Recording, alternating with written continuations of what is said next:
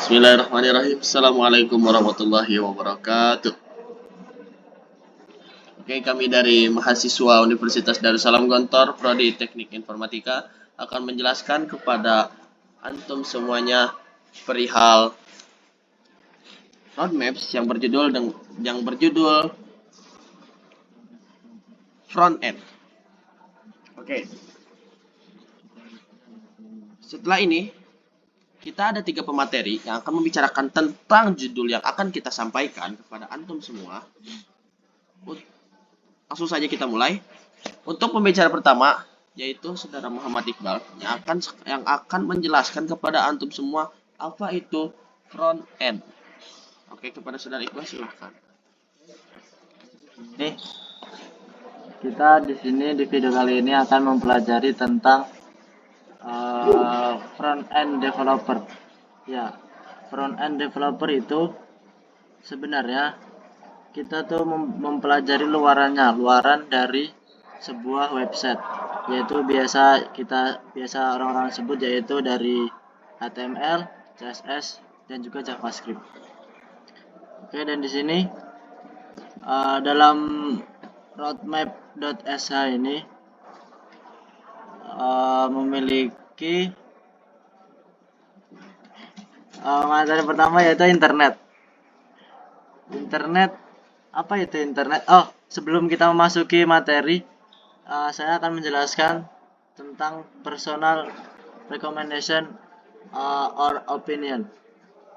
Personal recommendation ini yang wajib kita pelajari yaitu yang warna ungu, centang warna ungu gitu, kita wajib mempelajarinya.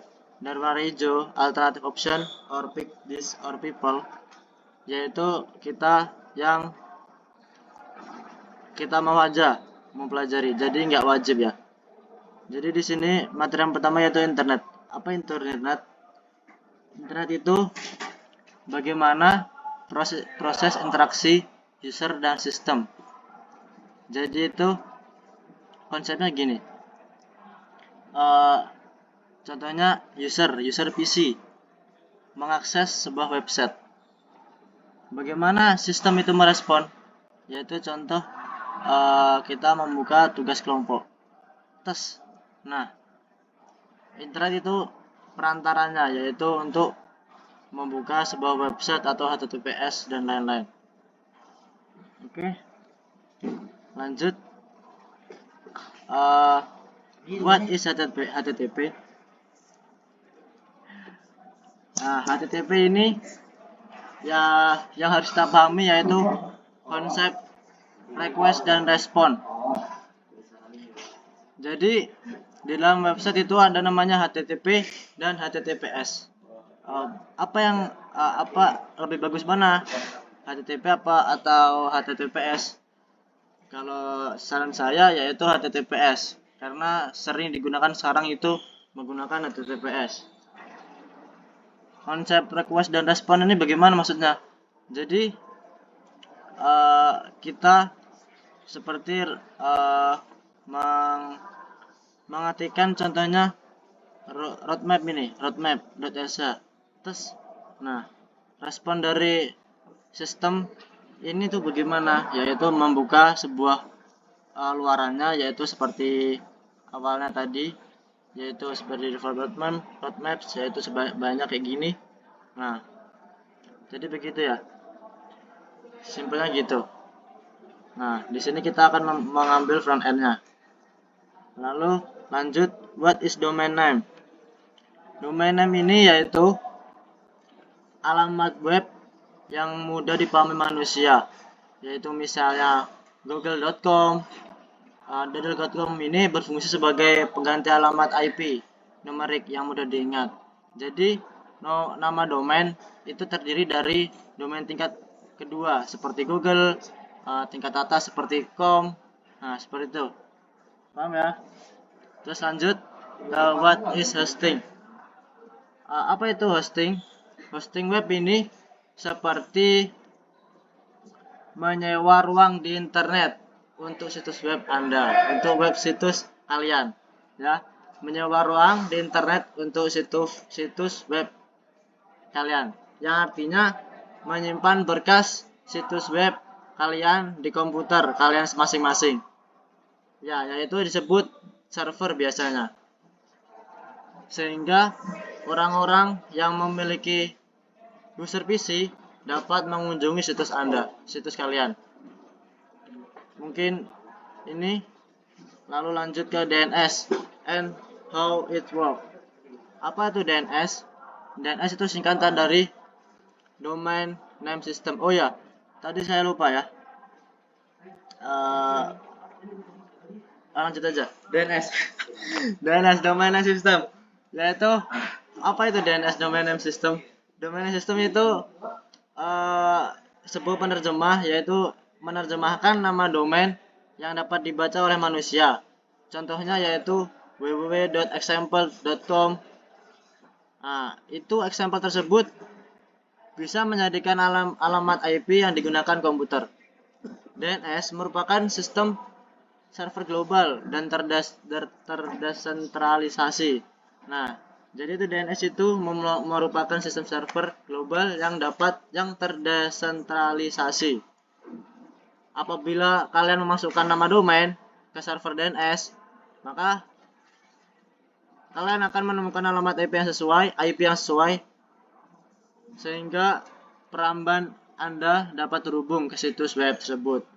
Nah, begitu. Terus lanjut dari browser and how they work. Browser and how they work itu yaitu memiliki arti bahasa Indonesia yaitu peramban web. Peramban web di sini adalah aplikasi yang memungkinkan kalian itu bisa melihat situs web. Saat ketika kalian mengetikkan alamat web, peramban meminta halaman, terus lalu peramban tersebut akan mengakses atau merespon sebuah apa yang kalian cari itu struktur, yaitu memunculkan HTML, CSS dan JavaScript contohnya. Contohnya dari sini yaitu roadmap.exe. Nah, di sini itu HTML-nya yaitu seperti tulisan-tulisan biasa gini, namanya HTML. Lalu CSS itu apa? CSS itu seperti hiasannya seperti ini, yang memiliki warna, terus garis-garis. Nah, begitu. Nah, jadi di sini mungkin saya akan menjelaskan luarannya saja ya, seperti HTML, CSS dan JavaScript sampai package managers. Jadi saya tidak akan menjelaskan semuanya. Mungkin kalian akan bisa belajar sendiri-sendiri di dalam otodidak. Nah, lanjut yaitu ke HTML. Dari internet lalu ke HTML, learn the basics. Apa itu learn the basics? HTML, sebelum kita memasuki materi HTML, saya akan menjelaskan sedikit tentang HTML itu apa. HTML itu singkatan dari Hypertext Markup Language. Nah, di sini HTML itu menjadi tulang punggungnya halaman web. Jadi tanpa adanya HTML maka tidak akan adanya web. Nah, gitu saja pokoknya. Nah, HTML itu menyusun sebuah konten yang bisa kalian lihat seperti sekarang ini secara daring. Nah, kalian menggunakan CSS itu menata struktur HTML dan JavaScript untuk membuat interaktifnya. Nah, anggaplah HTML ini sebagai kerangka situs webnya. Nah, jadi begitu ya, simple HTML-nya. Terus HTML, learn the basic HTML. Nah, HTML ini biasanya menggunakan markup untuk menyampaikan makna dan konten web. Bukan hanya tampilannya, tetapi juga menggunakan elemen seperti header, nav, main, artikel, dan lain-lain. Praktik ini meningkatkan aksesibilitas SEO dan keterbacaan kode. Nah, jadi itu kalian jika ingin membuat web, mengulik web, nah itu harus bisa dengan kode yang dibaca oleh sistem komputer. Kalau tidak maka akan error. Begitu. Lanjut ke writing semantic HTML. Apa itu semantic HTML?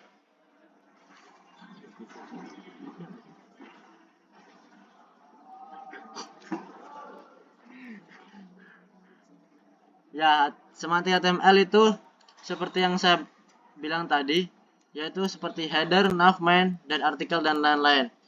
Nah, maka dari itu mungkin udah saya jelaskan tadi ya. Kita lanjut materi selanjutnya, yaitu forms and validations. Apa itu form and validation? Form and validation itu mengirim sebuah data formulir ke server, yaitu seperti memeriksa apakah semua kolom yang diperlukan telah diisi dan benar. Nah, itu disebut validasi formulir di sisi klien. Ini sebuah forms and validation ini membantu memastikan kalian data yang kalian kirim sesuai dengan yang kalian harapkan dengan formulir sehingga meningkatkan kualitas data dan pengalaman pengguna. Nah, jadi gitu ya. Lanjut ke accessibility. Apa itu aksesibilitas? Aksesibilitas itu sebuah situs web yang membuat situs dapat digunakan oleh semua orang. Nah, termasuk penyandang disabilitas. Jadi melibatkan desain yang jelas seperti teks, gambar, navigasi. Nah, navigasi itu seperti apa? Navigasi itu seperti yang di atas yang kalian telah lihat ini. Nah, di sini tuh navigasinya yaitu seperti ini nih. Start here, roadmap, AI tutor, team, login, sign in, sign up. Nah, ini namanya navigation. Nah, kita lanjut. Selanjutnya ada SEO basic. SEO basic mungkin kita tidak mempelajarinya. Mungkin kalian akan paham jika kalian mengulik sebuah web secara otodidak sendiri di rumah kalian masing-masing. Yang penting kalian punya tujuan, pengen bisa mempelajari HTML ini, maka kalian insya Allah akan paham. Lanjut ke CSS. Sudah, CSS. Apa itu CSS? Yang biasa kalian lihat itu CSS ya seperti ini, ada garis-garisnya warna kuning. Nah, jadi membuat web itu tidak garing, menjadikan web itu tidak garing dan sehingga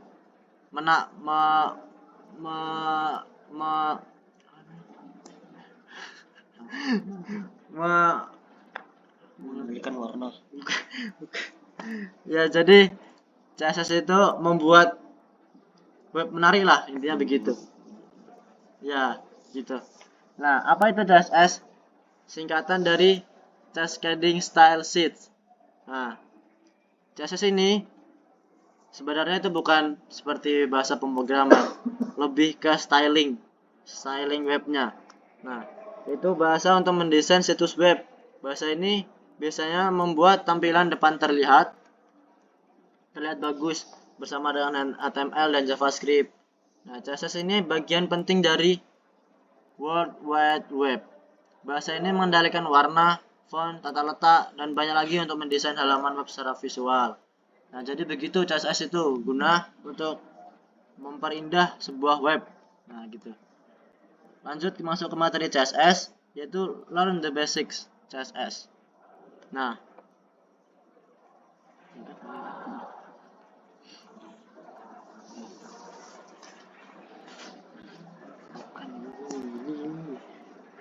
making layout. Nah, making layout ini gimana?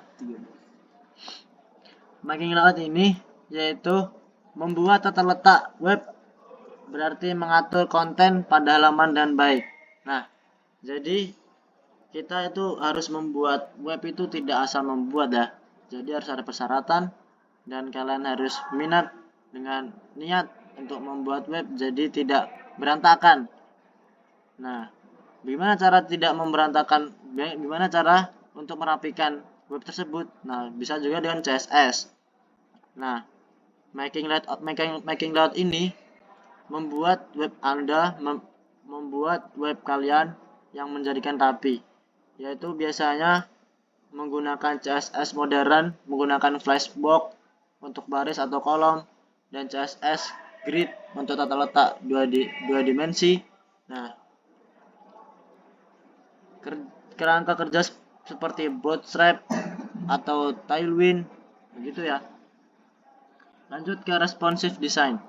Responsive web design ini adalah desain web yang membuat situs web terlihat bagus di semua perangkat, dari desktop besar hingga ponsel kecil.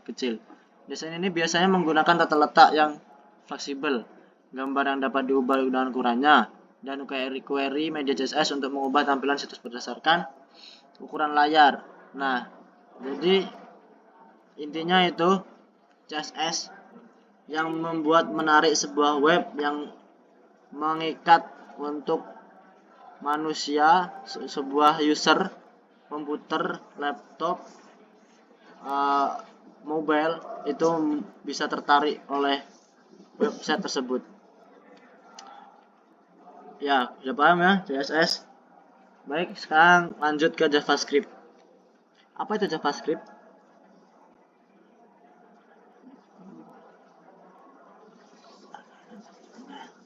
JavaScript itu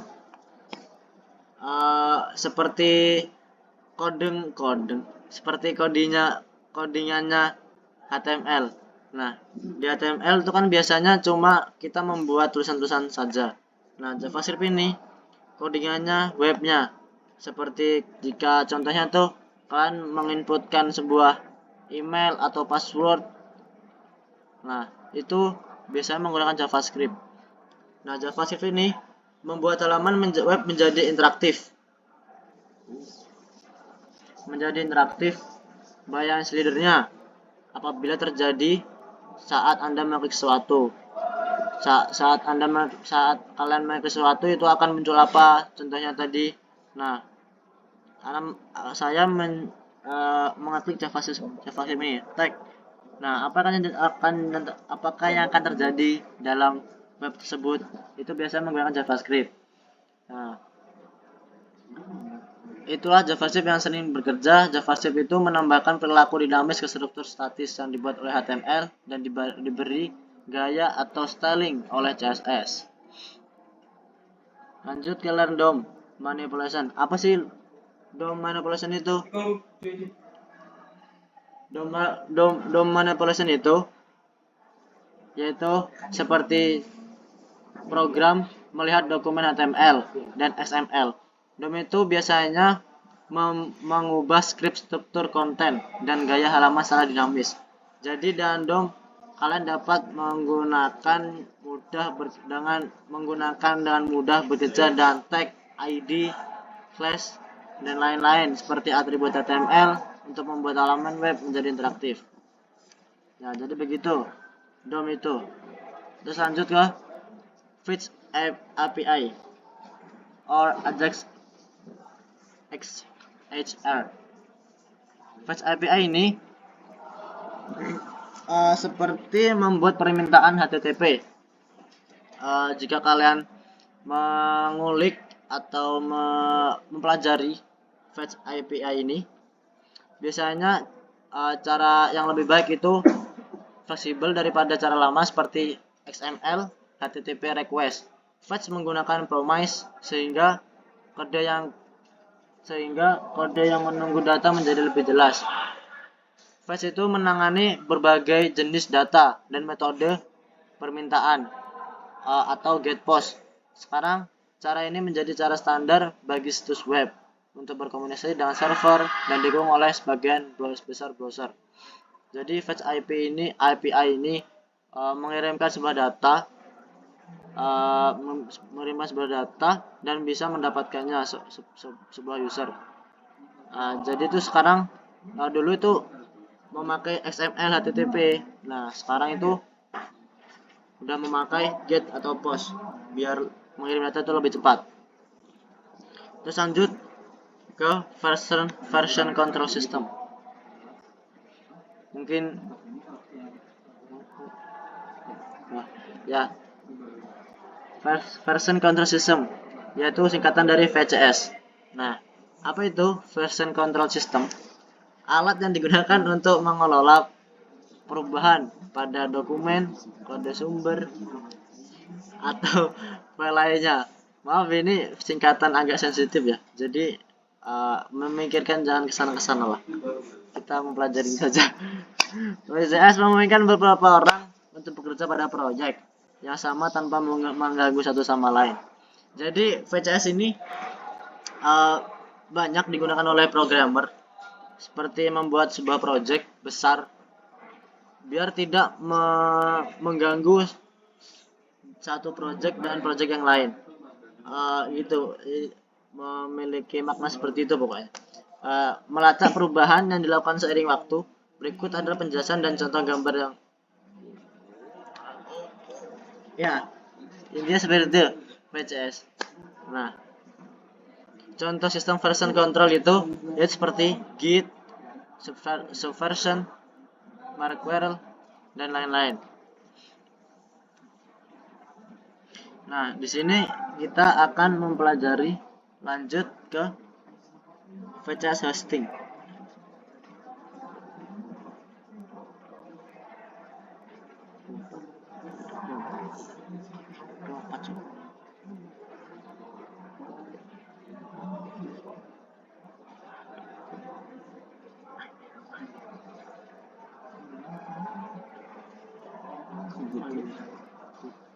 Oh iya, ya, lanjut VCS hosting. Yaitu apa VCS hosting? Layanan hosting repo seperti GitHub, GitLab, dan Bitbucket. Yaitu di dalam VCS hosting itu memiliki 3 hostingan seperti GitHub, GitLab, dan Bitbucket. Untuk menyimpan, mengelola, dan berkolaborasi pada proyek perangkat lunak, biasanya menggunakan sistem kontrol versi, terutama Git.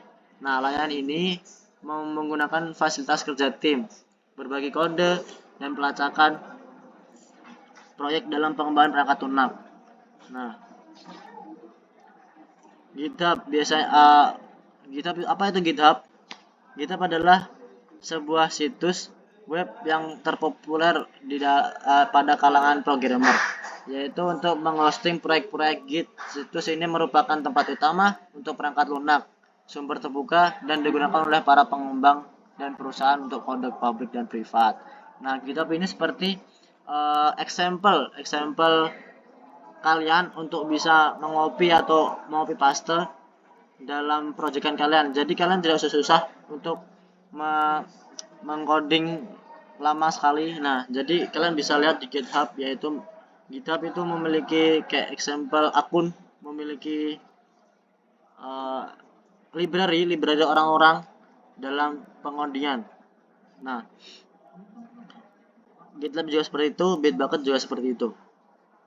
Lanjut ke package manager. Package manager itu apa? Package manager itu yaitu pengolah paket, yaitu alat yang membantu memasang, memperbarui, dan menghapus bagian perangkat lunak. Nah, biasanya itu sebuah project yang sudah sebuah project yang memiliki banyak bugging ataupun kebanyakan error. Jadi itu biasanya dimasukkan dalam pengolah paket yang bisa memperbarui dan menghapus bagian perangkat lunak.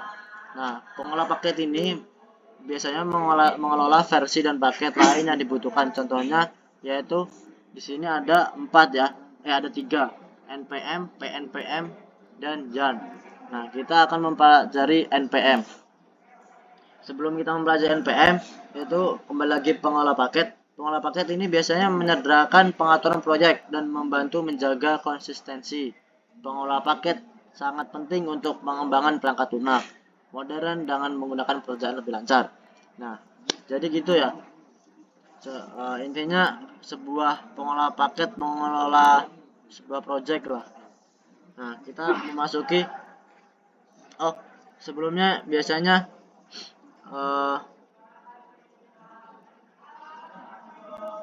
memasuki npm. Nah, apa itu npm?